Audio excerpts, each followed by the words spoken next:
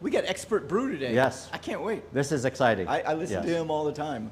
Jose Molfino When he knows, talks to me, I listen to him. He knows what he's talking about here, so. He does. Go ahead. All right, so Jose Molfino, ladies and gentlemen, is going to help us understand what the opportunities are with SBDC.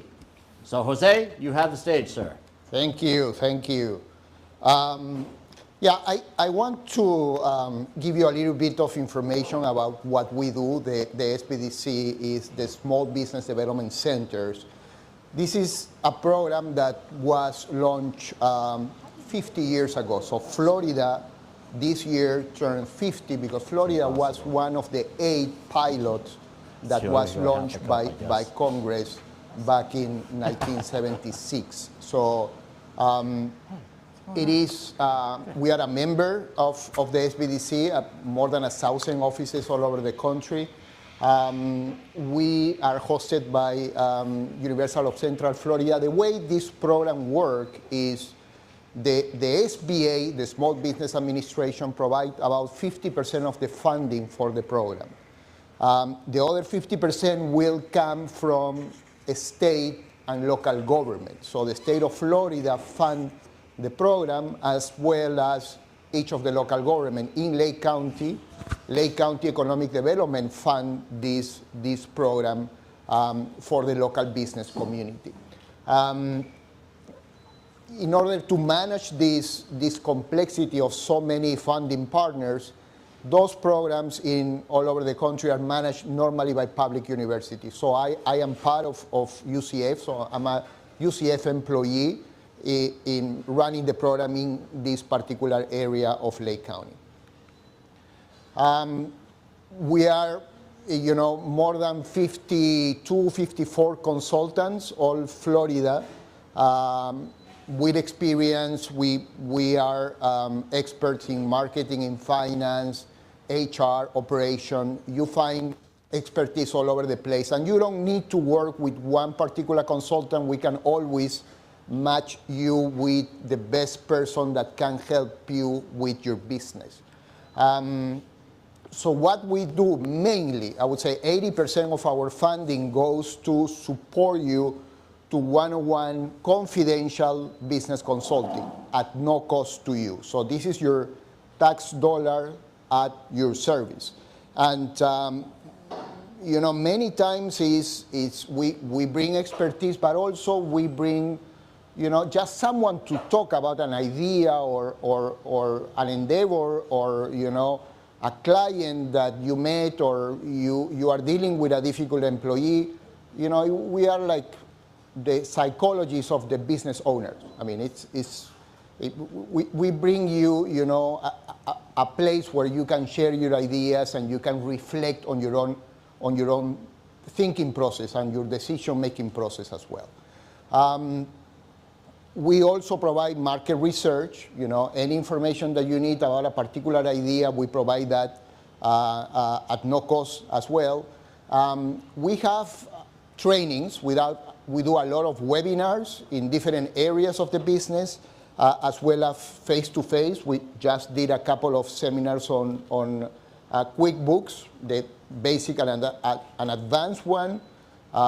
We are going to do later this year lenders panel. So we are bringing 5 or 6 banks to talk to you about the lending products they have, how they do the underwriting, what is the credit score they need in order to get you a loan. I mean, we want them to show you how they make the decision based on providing credit or not to your business. And also we will have valuation business training, which is how much your business value and how you need to prepare for an exit plan down the road. And we have other programs. As your business grows, we have different type of program for your particular need. So our intervention with our clients is based on 2 things. One is what you want as a personal business owner? What is your personal objective? That's the main goal on understanding where do you want to go in the next few months, few years down the road. And what is the stage of growth in your business right now, and where do you want to take that business in the future? So, in terms of owner characteristics, we talk about your personal goal, your technical abilities, how do you delegate to other people, how you are able to run an organization, and what are your strategic abilities. On the business journey, this is where I sometimes take a little bit of time explaining some of my clients is, most of the business will follow 5 stages, from existence all the way to maturity. But you don't need to be on all those stages. In fact, most of the business stay in survival mode. So the stage 1 is existence. It's when you are launching your business and you need to get enough clients to keep the business going. If you don't get those clients, the business will cease to exist because you are spending more money than you are bringing into your business. So this is where you will spend more than what you are making. So this is important, and the only objective that you need to have as a business owner is bring clients through your door. That's objective number 1, 2, and 3. So if you are able to get that ball rolling, if you can keep growing your customers, you move your stage 2, which is survival, is when your income and your expenses more or less match. And sometimes you make some money one month, another month you are losing a little bit of money, but you somehow are getting a salary or the salary that you used to have when you were employed. So these type of businesses will be on the revenue of $100,000 to $200,000, $300,000, $400,000. The owner pay themselves a salary of probably $60,000 to $100,000, and the net income is 0, minus 10, plus 10. Most of the mom and pops are in this stage. And from the clients that I meet, I would say 80% stay in the survival stage. And they are fine with that, as long as that is your objective. If your objective is just replace your salary and be your own boss, that's perfectly fine. The next stage is, it comes, what do you want? If you want to keep growing, you move to a stage 3. Stage 3, we are talking a business that have more customers, a little bit more complex. Revenue will hit probably, above 500, $1 million, $2 million. And here is where you start moving to working in the business, because you have to work in the business in stage 1 and stage 2, to working on the business. If you are able to do that switch, then you can move to the success piece of the business journey. And here you need to do many things. You need to have processes in place. You need to have some type of organization. You need to have some metrics to follow performance, to follow success, and to measure success. And in this stage, again, it comes your personal objective and say, hey, I'm fine with that. I don't want to do any more. I don't want to grow the business more. And you decide to disengage. Not to stop the business, but you disengage from the business and you let your employees manage it. So you are a little bit, looking at the business. You have your metrics, you have your professional working on the business, and you disengage with it and follow your hobbies, or decide to run a political career. It's up to you what you want to do, right? And the business will be, paying you a very good salary and still making, probably $200,000, $300,000, $400,000 of operating profits. Then you go to the next stage and say, no, I want to keep growing the business. And this is where you decide, hey, I want to have another location, I want to be out of a state, I want to export out of the country. This is where the stage of growth changes and the business take off. You know, this is much more complex because this is where most of the small business take a lot of debt, because in order to grow, you need to bring capital into the business. You need probably a different set of people in your organization, not the same one that took you to the success and the disengaged part. Based on that, we work mainly on two frameworks, you know. In order to help you break the existence barrier, we have a 5-stage process where we do a lot of market research, so we prepare when you are launching your business. We help you with your business plan, making sure that you know what are you targeting, you're answering, you know, your main 3 questions, your target market, your industry, and especially your competition, and then your financial forecast. You need to know if this business is going to make money or not. So that's the target of the business plan, is a go or no-go decision. Then we help you to connect with a bank, financial institution, investors. You know, once you have a solid business plan, that business plan is your invitation to bring somebody else into your business idea. So it's help you understand all the lending opportunities. We work a lot with the SBA program, the 7A loan, and the 504 loans, and the SBA micro loans as well. After that is, you know, how to prepare for your launch, location or online platform, and then all the legalities, you know, help you with your LLC, your permits, and bank accounts, insurance, and everything else. Once you launch your business, we work on 5 areas, which is your business strategy is the only sector where you are planning.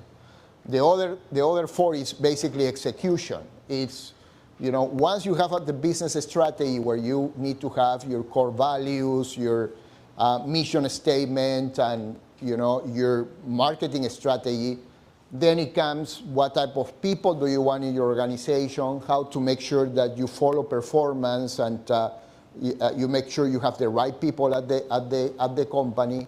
How do you repeat success with your standard operating procedure? Everything that has to do with operations, your customer interaction, and how you measure success, and you measure if your business strategy is being implemented correctly.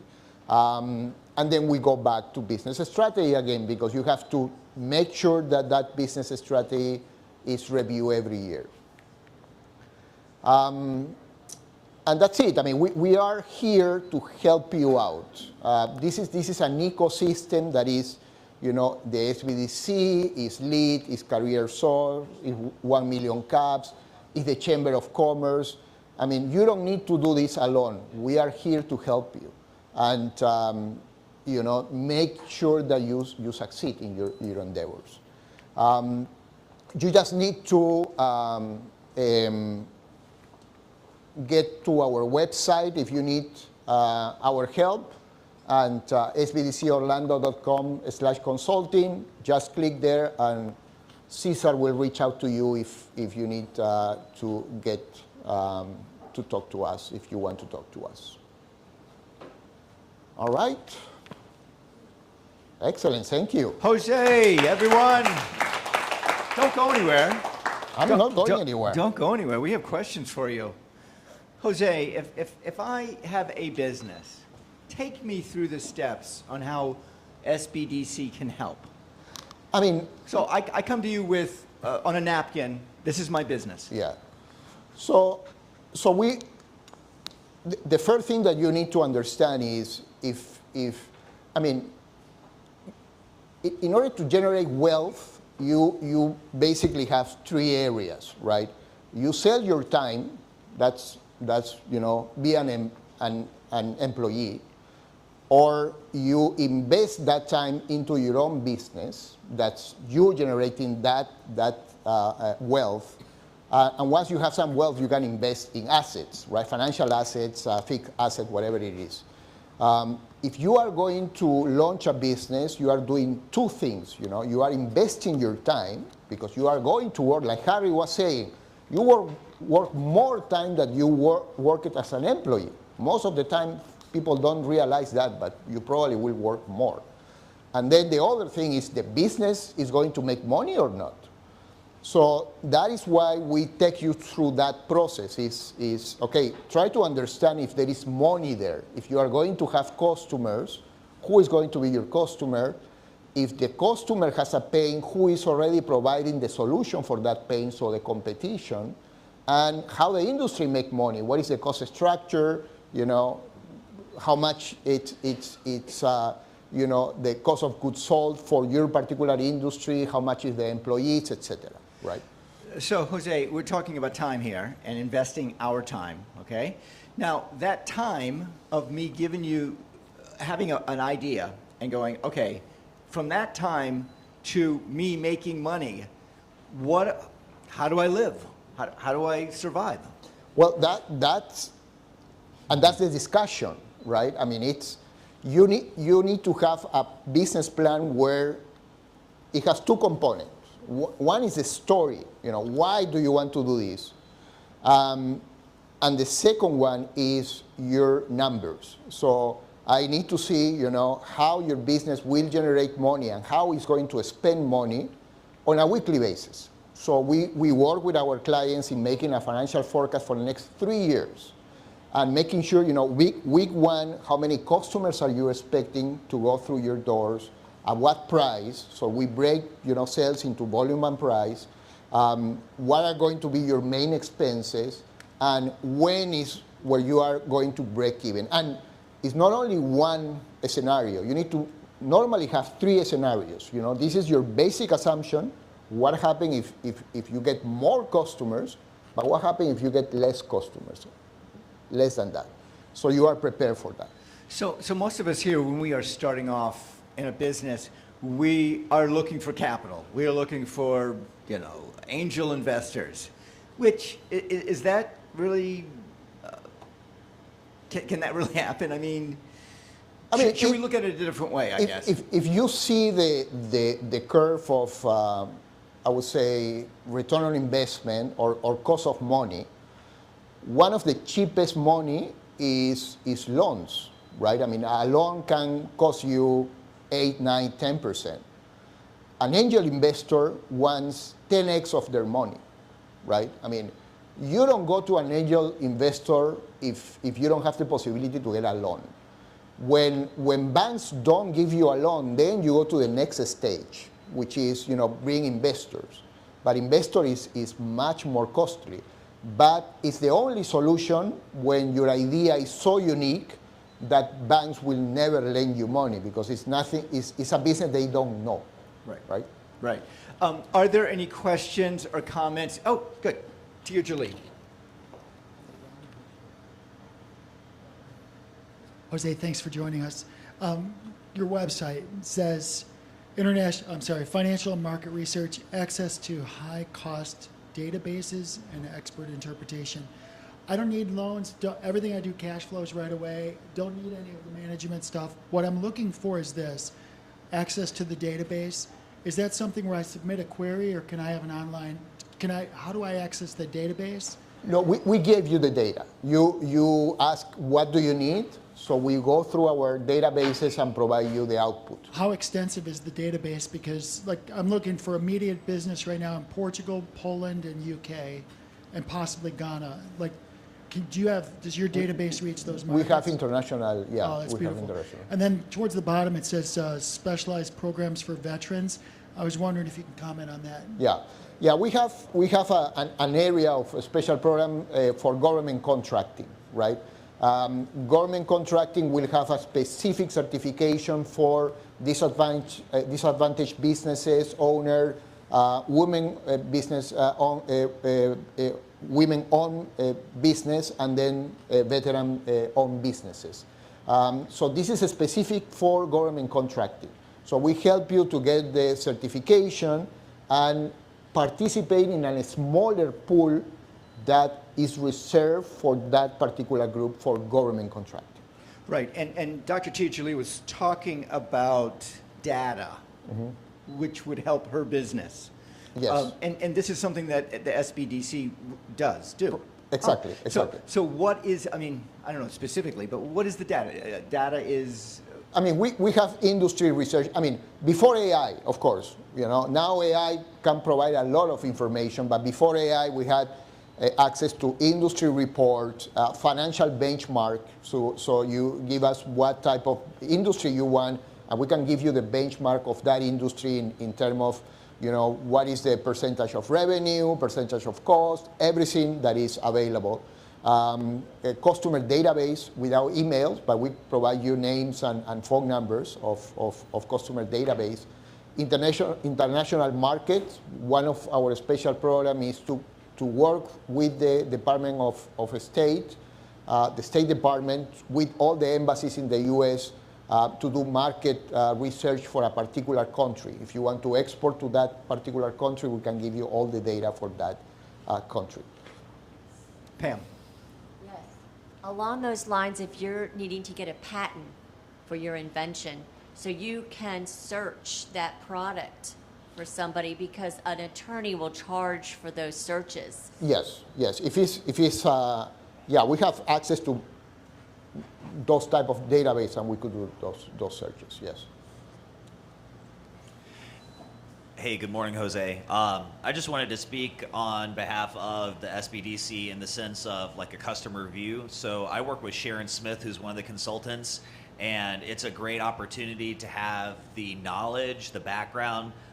Sharon, for example, was a consumer products person for PepsiCo for many years, great wealth of knowledge. And it really hits home because you talk about real life world stuff. And I'll give you an example. I have an MBA, right? So in theory, I know the practices of this. I had a conversation with Sharon one time, and she's like, "Who's your bail team?" I said, "Sharon, what are you talking about? Bail? Like, I'm not going to go to jail." She's like, "No, you're a banker, you're accountant, you're insurance person, you're lawyer." You know, so I would not have found that out if I hadn't had that conversation with Sharon. So I'm definitely indebted to the SBDC, Sharon, Jose, Cesar, and all the rest of the consultants. So Red, can I follow up real quickly on that? You may. And that is, how, your experience has been very well. Now, where are you in this process? Yeah, If you can share. For me, I think the biggest challenge, as I said, earlier, is just getting up on a daily basis and looking in the mirror. And so I'm a big boy, right? So Sharon doesn't say, "Hey, Red," or "Hey, Jared, it's time for us to do our sort of thing." She's going to treat me like the big boy I am. And the same thing for Jose and Cesar. They're there as a resource and a tool, but they're not sitting here thinking about my business all day long. I think that was the biggest challenge for me. I'm only at the 1 year point. So June 19th, Juneteenth is actually the day that I founded the company, that I filed the SunBiz paperwork. And I did that intentionally. Even though I'm a white guy, philanthropy is linked to social justice, and there was a reason why I founded on that. And so having someone like Sharon or Cesar or Jose just to talk with, I mean, we definitely talk about business, but there's been some stuff I've talked with Sharon about, that probably would be more appropriate for the therapist. But we have those sort of conversations, and you'd be paying $200 to $300 an hour to talk with someone like this. So please take advantage of it. Shauna. Hi, Jose.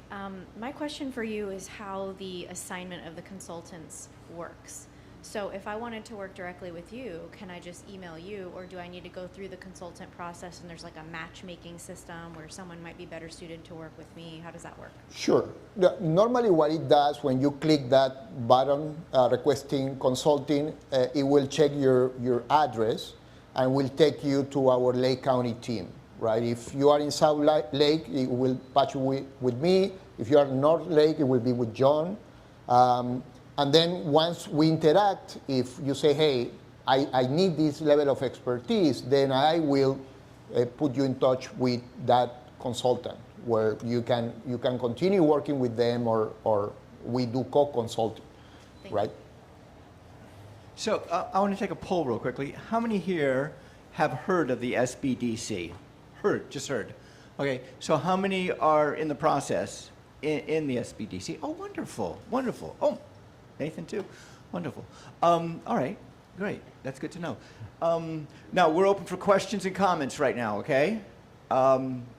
Yes, Harry. So one question I have, Jose, is what would you say would be a suggestion from the SBDC for the room? Right, you've been here frequently. Is there something that you see that's pretty common that would be good for us to consider or take away something here from this? Yeah, I mean, it's important that the business owner does not do this alone, right? Get the support you need. I mean, I have many people that come to our office and do only one interaction, right? I mean, we provide the market research, and then I don't see them any longer, right? I mean, if I were you, I would try to make an appointment on a monthly basis, because you need someone that makes you accountable, right? I mean, even if you have a plan, okay, let's talk about your plan. Okay, what did you do last month? What is your objective for this month? Just that conversation alone is a great resource to you. And a topic that I always see is understanding the market, understanding the client, making sure that you have a very clear target market. I mean, I see many people that come that they want to attend everyone. And a small business do not have the resources to do that. You have to really, really focus on one specific target market. That's the takeaway. That's really good. I'm just thinking along those lines, when you mentioned accountability, I hired accountability coaches. I mean, I didn't know about the SBDC, but the value of having someone there that you say you're going to do what you need to do, and then them asking, hey, Harry, did you do what you said you were going to do?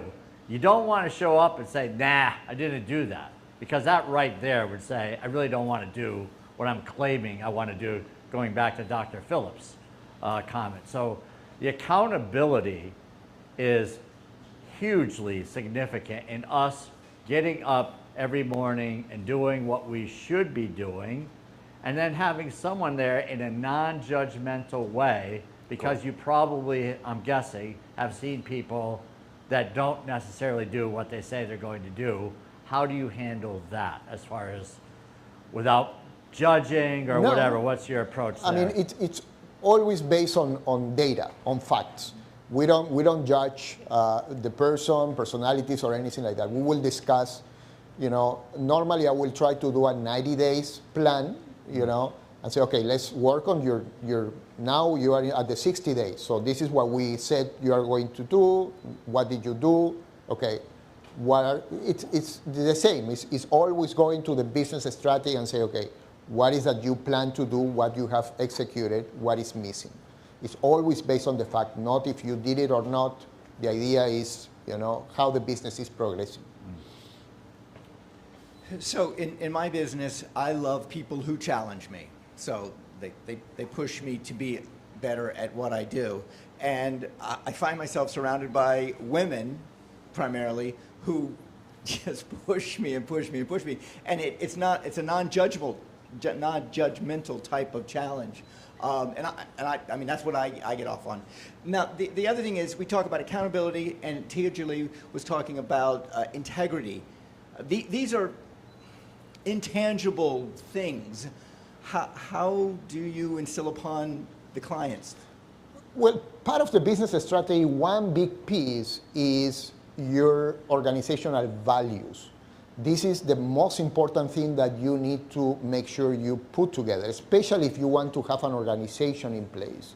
It is 5 to 10, specific values that work for you, and it will be the driver to make your decisions. Your business decision needs to be based on your business values, how you hire, how you fire people, how you promote people, how you communicate your ideas to your customers. All of that has to be based on your business value.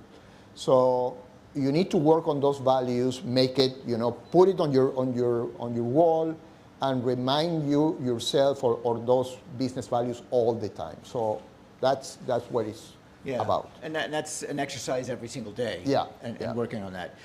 Will, I'm going to put you on the spot. do you see the SBDC helping out with your business? Yeah, absolutely. Absolutely, I can see at the stage that I'm at right now, things are really chaotic, and I don't know how to put all of these piles of paper that are up into one pile and create an A, B, C, D. This is what you're supposed to do first, because I'm kind of the face of the business, and a lot of my marketing is social media based, so it requires me to create the content, make the offer, and then create and produce the offer. And so, yeah, I absolutely. And when I first inquired about it, it was like, okay, well, you need to have a business plan. And my business plan, I was a little embarrassed by it because it's really rudimentary and it's changed since I've created it. So it's like I'm going with a bunch of little sticky notes of what I want to do and what and it's up here. And it's hard for me to get it out in an organized fashion. So I absolutely plan on making my appointment. Yeah. I mean, the idea of it doesn't need to be perfect. The idea of the business plan is reflect. Yeah.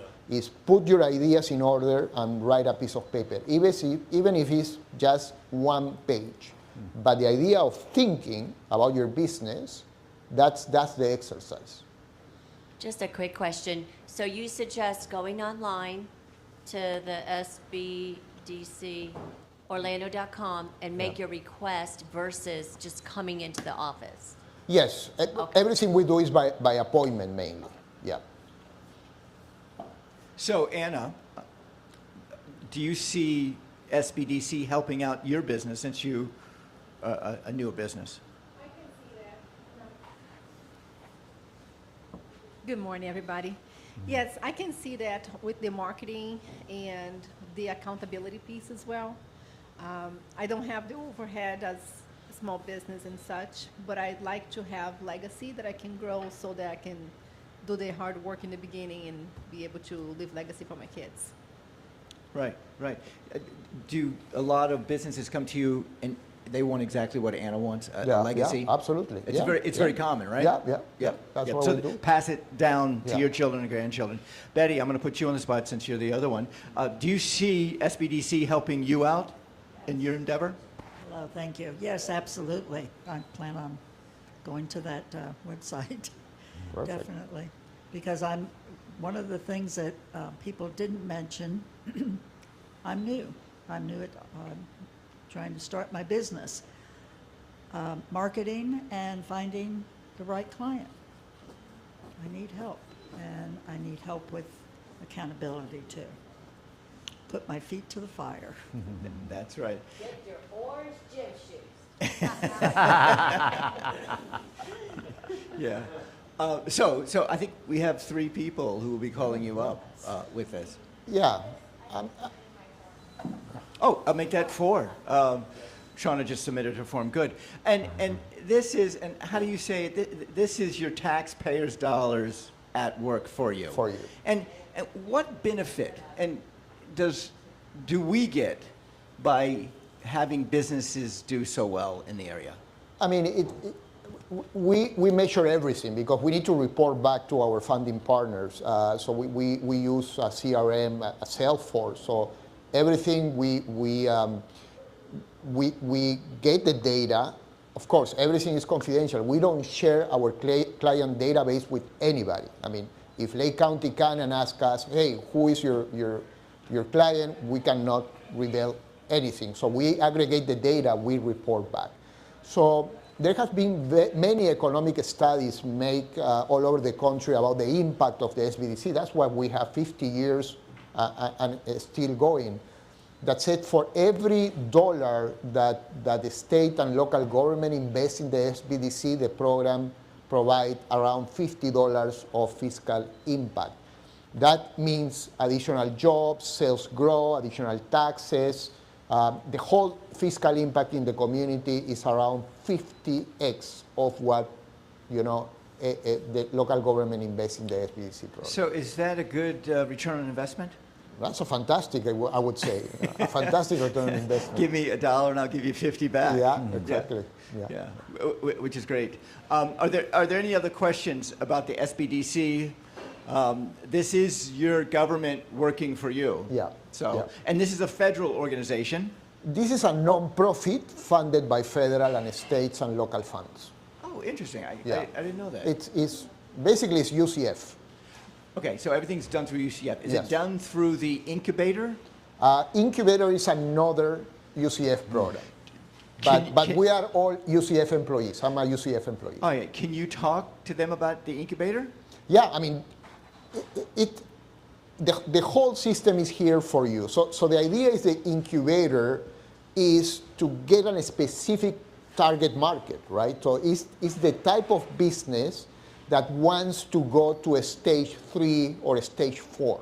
That's the target market for an incubator, right? It should be, they can take you from the start, but the business owner, the objective of the business owner is to take the business to a stage 3, a stage 4, or even a stage 5 business.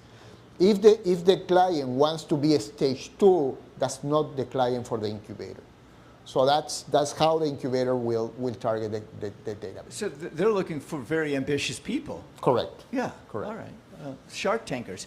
Just one question.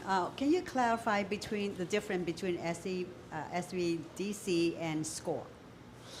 I mean, there are many organizations that are funded by the SBA, the Small Business Administration, right? The SBDC is the biggest one. SCORE is more a volunteer organization. So the coaches in SCORE are doing everything on a volunteer basis. I'm a UCF employee. So that's, I would say, the big difference. So, Harry, you want to talk about SCORE real quickly? No. No? No, I'm just kidding. Always like to make you sweat. So I'm just the guy from Home Improvement. Just see my eyes over the fence here. Is that kind of what we're doing? So SCORE, like Jose mentioned, it's volunteers.